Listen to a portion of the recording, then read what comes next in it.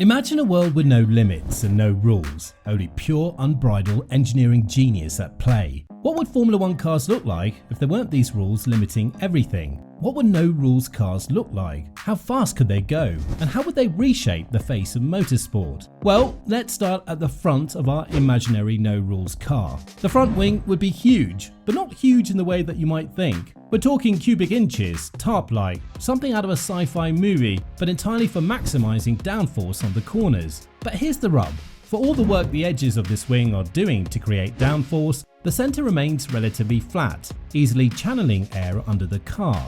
Why? Well, that air needs to be relatively clean when it hits the floor, which brings us to our final point. The floor of our no-rules car wouldn't be just any floor. Oh no, this would be an active, adaptive marvel of engineering. With active suspension, the car would always be at the right ride height for the moment. Thus, it's always spot on for floor aerodynamics. Imagine a simple, smooth, perfectly shaped floor designed purely for the best possible aerodynamic performance. You're talking about the sealing of the airflow under the car, with skirts along the sides to maximize the suction. This would make sure that a whole lot of low pressure zone under the car was sucking downforce like crazy and keeping the car on the track. Add a few vortex generators on the front and you've just squeezed every ounce of downforce out of the airflow there is. Now, if we move to the center of the car, those wheels, traditionally a bit of an aerodynamic pain, would get a serious makeover. Forget those exposed tires you see in today's F1. These would be covered, reducing turbulence and improving overall efficiency. Wheels and tires, as many people will explain to you, are hateful for creating complicated turbulent airflows that effectively mess up the smooth, controlled aerodynamics of a car's body. Put some fairings in front and rear of the wheels, and most cars will be better aerodynamically in a big way. But what about cooling the brakes? That's where it gets sneaky. A non-rotating wheel cover, which allows the amount of airflow over the brakes at the exit when the driver desires to maintain them at a suitable temperature without acting as an air brake. So this way, the car doesn't lose its bite, even when the brakes are applied to the limit. But the rear wing, that's the real interesting part. So in our no-rules world, that rear wing would be incredibly wide, far wider than absolutely anything allowed in F1 today. The benefit? The wider it is, the less angle you need to generate downforce, hence less drag. This not just goes to reduces drag, but also makes the car a lot faster in straights while still generating the necessary downforce in corners. The angle that comes to the edges would be less in the middle part of the wing, so the floor and the wing would be working in harmony to get the optimum aerodynamics. This should create a balance, allowing the air to progress over the car's body regularly and reattach at the rear, creating efficiency in performance. And finally, the real game changer, active aerodynamics. Imagine movement in the wings, adapting in real time to maximize downforce on the straights and minimize it in the straights. It would truly revolutionize the characteristics of how a car behaved on different sections of the track. The wings flatten out on the straights to hold the drag down for speed, but the very instant a car comes to a corner, the wings could tilt to produce the maximum downforce needed to check the car's stability through that turn. Add a movable diffuser and the picture gets complete, a car that changes with every twist and turn of the track, optimizing performance in ways that were just figments of imagination before. True functional adaptability to this degree has no precedent within the sphere of traditional motorsports, an inherently versatile and potent car. But there's another element we haven't touched on yet: fuel efficiency and sustainability. Without any rules in the way, we could run different fuels or even hybrid power units, which wouldn't be bound by today's regulations. The high-performance internal combustion engines could be pictured, combined with the best electric technology, pumping huge bursts of power where needed, while letting the efficient parts of the race be maximized for fuel efficiency.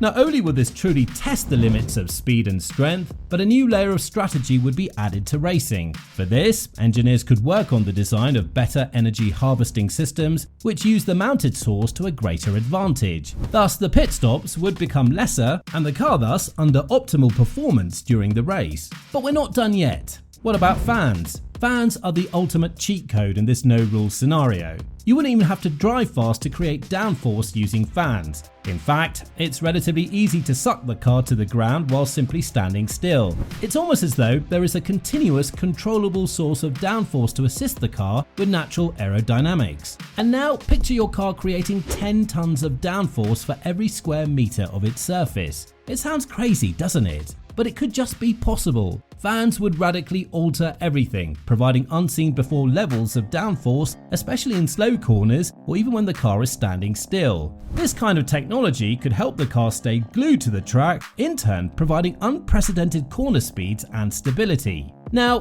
take into consideration the overall shape of the car. A closed cockpit design would eliminate a lot of drag, which can happen without open wheel and open top designs, while at the same time increasing safety. But above merely increasing safety, the frame could also have more rigidity to make the car lighter but as strong as it should be. A closed cockpit would greatly reduce drag, and that possibly renders the car a lot lighter without sacrificing strength. The profile of the car would be much smoother aerodynamically, with the cockpit closed, featuring an avenue for airflow and low drag.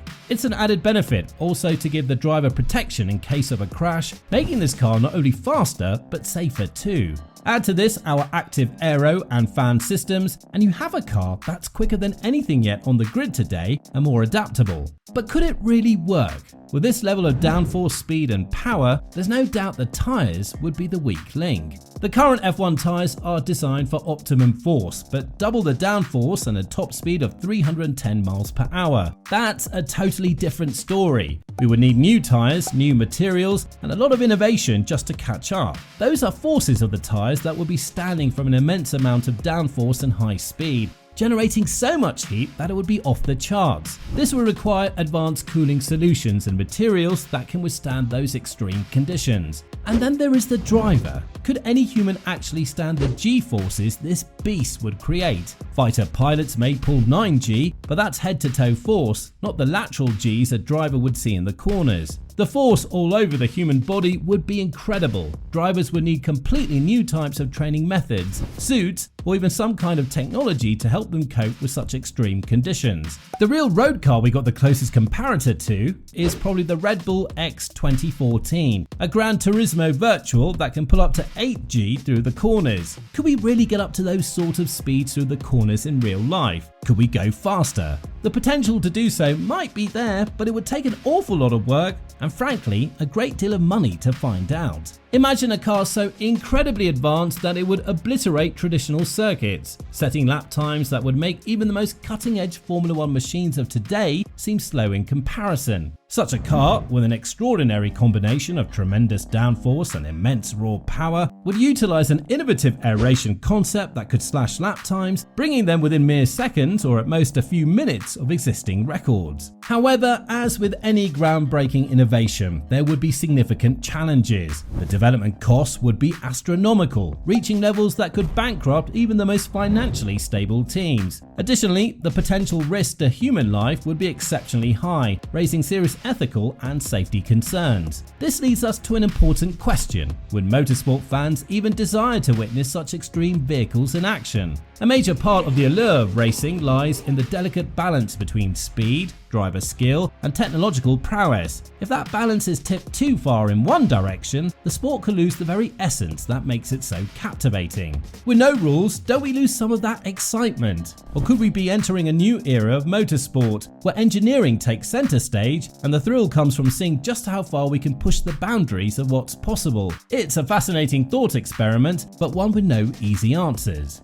So there you have it, a look into the insane, no-holds-barred world of Formula 1, a world of a million possibilities, limited only by our imaginations. What do you reckon? Could just a car be built for this purpose? How much faster would it be? And most importantly, would you like to see those machines hit the track? Well, let us know in the comments down below. The world of motorsport is always changing, and who knows, things mentioned in these concepts could be a reality one day. Anyway, thanks for watching, and we'll catch you in the next video. Until then, keep dreaming big and race fast.